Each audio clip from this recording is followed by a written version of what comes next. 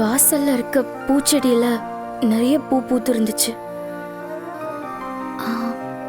சாமிக்கு பூஜை பண்ண தேவையா இருக்குமேனு தான் அந்த பூவை நான் பறிச்சேன். அண்ணி, இந்த பூவை நான் பூஜை ரூம்ல வச்சிரட்டுமா?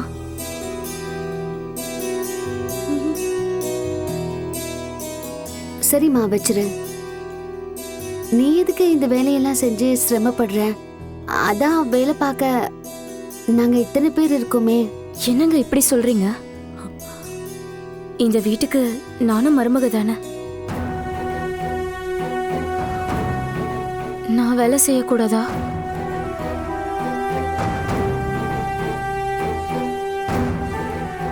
அக்கா, சரியா போச்சு.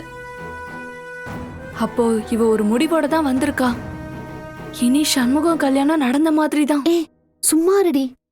அசட்டுத்தனமா ஏதாவது பேசாத. எனக்கு அடிவயிறே கலங்குன மாதிரி இருக்கு. ஏய், நில்லுடி. எங்கடி போற? இந்த பூவெல்லாம் பூஜை அறையில வைக்க போறேன். யார் வீட்டு பூஜை அறைக்குள்ள யார் போறது? எங்கிருந்தோ வந்தவ நீ எங்க வீட்டு பூஜை அறைக்குள்ள பூஜை பண்ணுவ? அதை நாங்க பாத்துக்கிட்டு சும்மா இருக்கணுமா?